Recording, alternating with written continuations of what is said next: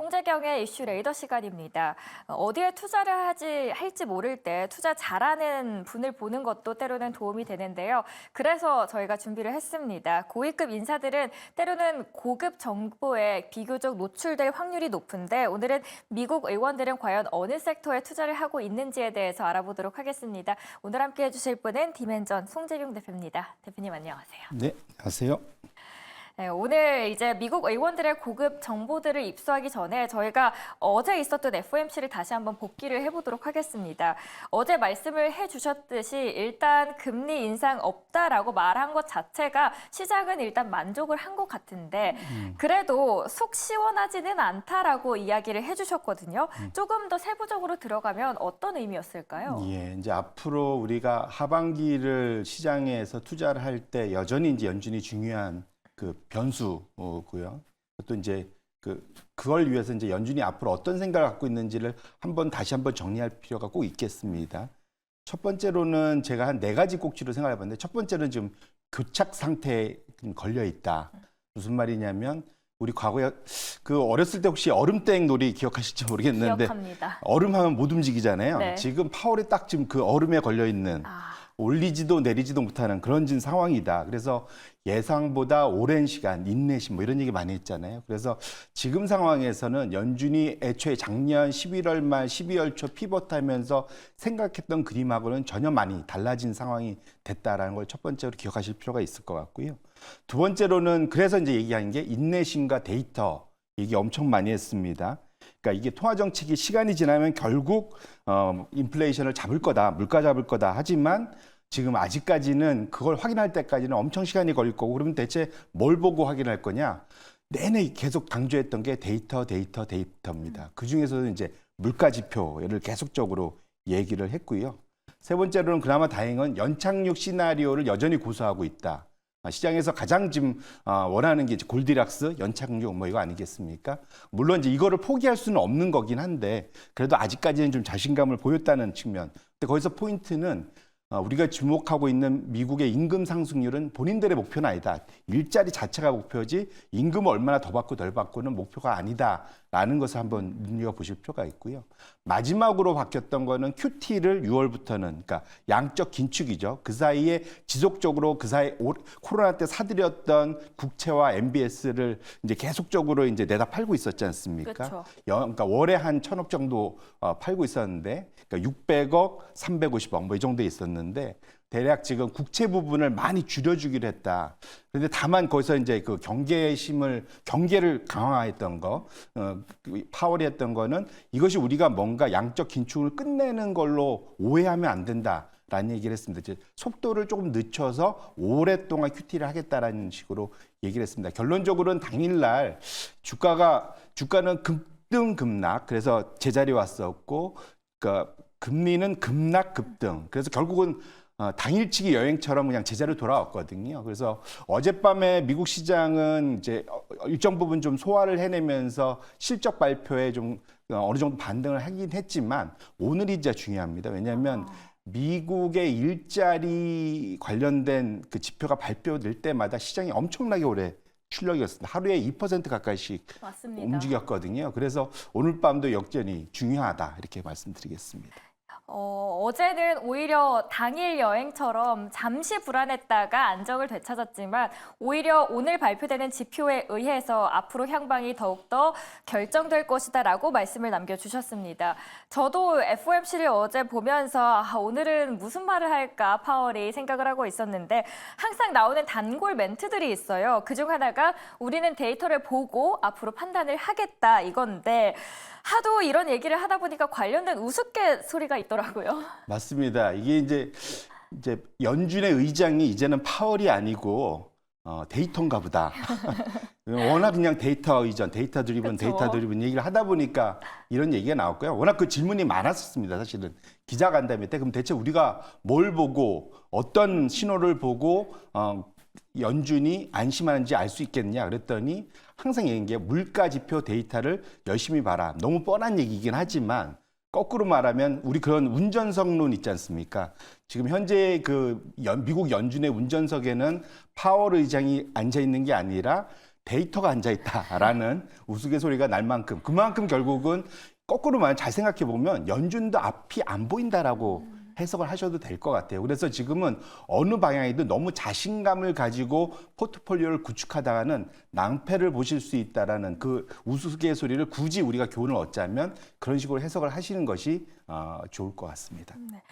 파월이 얼음이다라고 표현을 해주신 만큼 파월 또한 앞으로가 어떻게 상황이 변할지 예측하지 못하는 시장인 만큼 그 데이터를 보고 판단을 하겠다라는 이야기를 계속해서 하고 있습니다. 어제 그래도 파월의 입에서는 올해는 인상 안 할 거야, 스태그플레이션은 없을 거야 라고 언급을 했습니다. 그래서 우리 투자자분들께서 기다리는 건 대체 금리 인하 언제 하는 건데 라는 거겠죠. 일단 월가의 투자 은행들은 분위기를 다소 늦추는 분위기인데 대표님께서는 이 금리 인하 시기 언제쯤이라고 보시나요? 그러니까 저는 대략 11월 아니면 12월이 첫 금리 인하할 거다라고 생각을 하고 있고요. 뭐 이거 컨센서스도 그렇습니다. 원래 12월까지 밀렸다가 어제 지나면서 11월로 조금 당겨지긴 했는데요. 결국은 시장에서는 아주 욕심을 냈죠. 소위 우물가에 가서 숭늉을 먼저 찾는 격으로 미리 김치국물을 먼저 마셨었는데 연초에는 6번, 7번 생각했다가 지금은 아예 없는 게 아니라 혹시 인상한 거 아니야까지로 완전히 불과 5개월, 4개월 만에 엄청난 변화를 극과극으로 갔었는데 적어도 연말까지 한 번 정도에서 2번 정도를 기다리는 상황 정도로 봐야 될 것 같고요. 결국 이거는 그 데이터를 봐야 될 것 같습니다. 첫 번째로는 두 가지. 왜 이렇게 됐냐면 혼재된 데이터가 나온다는 거죠. 물가가 잡히는 듯한 데이터도 나오고 물가가 오르는 듯한 데이터가 나온다는 거죠. 먼저 물가가 올라가는 걱정스러운 데이터가 대표적으로 수요일 날 발표됐었던 지난 수요일 날 발표됐었던 ISM 제조업 지불 가격 지수. 결국은 제조업체들이 뭔가를 생산하기 위해서 뭘 사와야 되잖아요. 사와야 되는 것에 대한 가격 물가가 어떻게 되냐.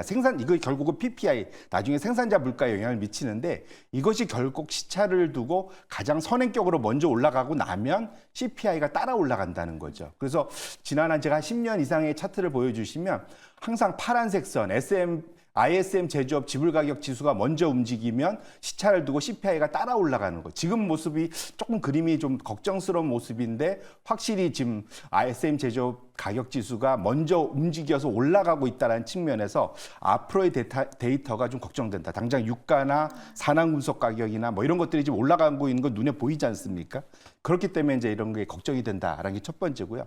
반면에 안심을 주는 건 안타깝게 하지만 오늘 발표된 일자리 공석과도 연결돼 있는데 일자리 공석이 줄고 있는 거죠. 그새는 고용 시장이 되게 타이트해서 기업들이 엄청나게 이제 어려움을 겪다가 이제는 좀 어려움도 안정돼 있다. 이민도 들어오고 그 전에 그만뒀던 분들도 일자리로 되돌아오고 이러다 보면 시차를 두고 실업률이 지금 역대 최저에서 다시 이제 올라갈 거다라는 거고요. 그러면 연준 입장에서는 본인들의 금리 정책이 이제 작동을 하기 때문에 그때부터는 금리를 내릴 수 있다라고 보여서 지금 아직까지는 양쪽에 물가를 올리는 압력, 내리는 그런 압력 두 개가 팽팽하게 맞서서 있어서 연준이 저렇게 자신감을 잃고 얼음땡에 얼음을 하고 있다는 측면을 우리 투자자 여러분들도 꼭 받아들이실 필요가 있겠다 이렇게 말씀을 드립니다. 금리 인하 시기가 여러 시기들이 나오고 있는 이유 중에 하나가 아무래도 혼재된 데이터 때문이고 그 혼재된 데이터 속에서 어디가 금리 인하 시기가 적절할지는 저희가 계속해서 지켜봐야 될 것 같습니다. 이제 많은 분들이 기다리는 두 번째 이슈로 넘어가 보도록 하겠습니다. 미국 의원들이 분명히 고급 정보들 많이 알 수 있을 것 같습니다. 그런데 이들의 투자 기법을 따라하기 위해서는 일단 의원들의 포트폴리오가 공개가 돼야 될 것 같은데 포트폴리오 자체가 공개가 되나요? 예, 미국의 의원법에 의해서 본인들이 첨불, 그러니까 우리나라 돈으로 한 140만 원 이상의 주식 거래가 있으면 45일, 한 달 반 이내에 의무로 공시를 하게 돼 있습니다. 그러니까 결국 그러면 우리가 시차는 좀 있지만 데이터를 확인할 수 있는 거죠, 거래를. 그러다 보니까 거기에 대해서 아이디어에 착안을 원해서 미국의 한 운용사가 ETF를 냈습니다. 거기에서 하나는 낸시 펠로시 전 민주당 하원 의장의 이름을 따서 NANC, 넥이라는 걸 하나 냈고요. 그러니까 민주당 추종 포트폴리오죠. 그다음에 공화당은 대표적으로 테디 클루즈라는 전제 대통령 후보도 했었죠. 이제 그분의 이름을 따라서 클루즈라는 그러한 이제 주식 매매 이제 추종 ETF를 만들어냈는데요.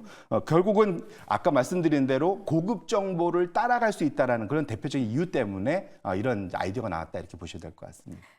고급 정보를 따라갈 수 있는 포트폴리오가 공개가 됩니다. 중요한 건 성적은 어땠나 이걸 봐야 됩니다.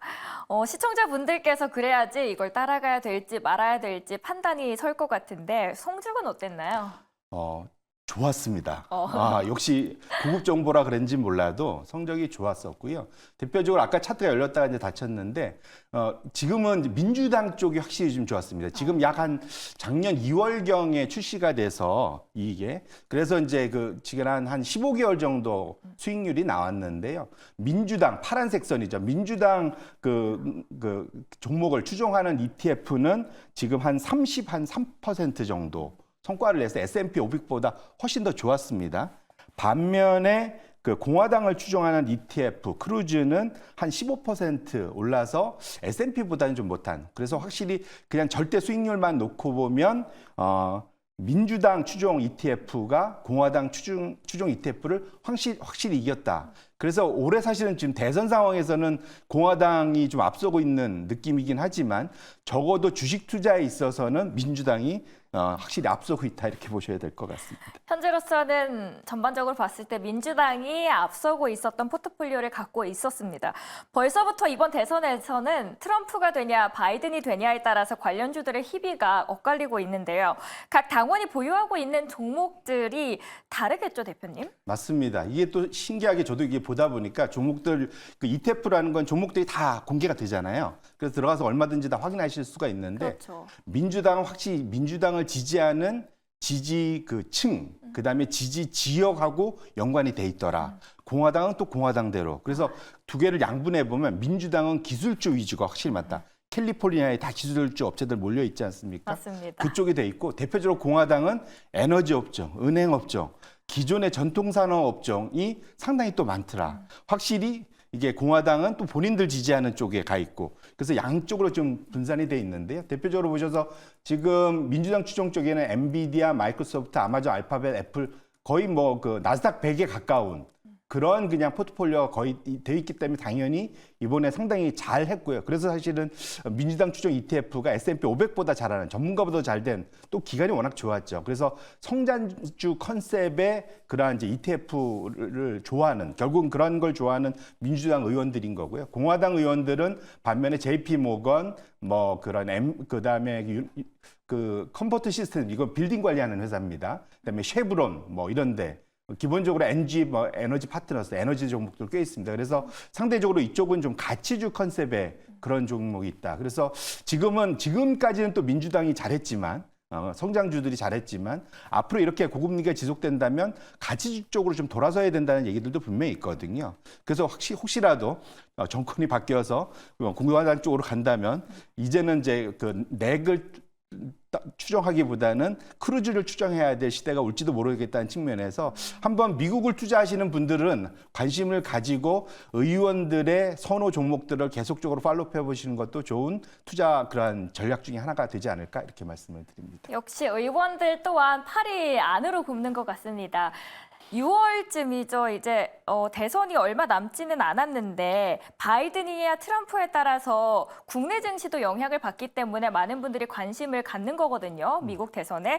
지금 전반적인 미국의 상황을 봤을 때는 흐름이 어떻게 흘러가고 있나요? 지금 아시겠지만 일반적인 미국은 또 선거 시스템이 좀 우리나라 다르지 않습니까? 다득표하면은 이기는 게 일반적인 건데 미국은 선거 인단을 획득해서 전체 투표수에서는 이기고도 전체 선거 인단에서 지는 희한한 것들 어째 복잡한데 결론적으로는 지금은 전반적인 지지율은 팽팽하게 둘 다 붙어 있습니다. 원래는 공화당이 좀 더 앞서 가다가 지금 거의 다 붙어 있는데 스윙 스테이트라고 하죠. 한 대여섯 개 주요 경합주에서는 지금 아직은 트럼프가 이기는 쪽으로 여전히 나오고 있어서 지금 남은 기간 동안 아직 변수는 있겠지만 아직까지는 여전히 바이든보다는 성과가 좋았던 바이든보다는 트럼프로의 그러한 교체 가능성 여전히 아직은 높은 상황이다 이렇게 말씀을 드립니다. 물론 아직까지 결과가 나온 것도 아니고 둘 간의 팽팽한 줄다리기가 일어나고 있지만 그래도 지금까지 상황을 봤을 때는 트럼프 쪽이 조금 더 기울고 있는 만큼 이들의 포트폴리오를 한 번쯤 더 참고를 해주셔도 될 것 같습니다. 오늘 함께해 주신 분은 송재경 디멘전 송재경 대표였습니다. 오늘 말씀 고맙습니다. 네, 고맙습니다.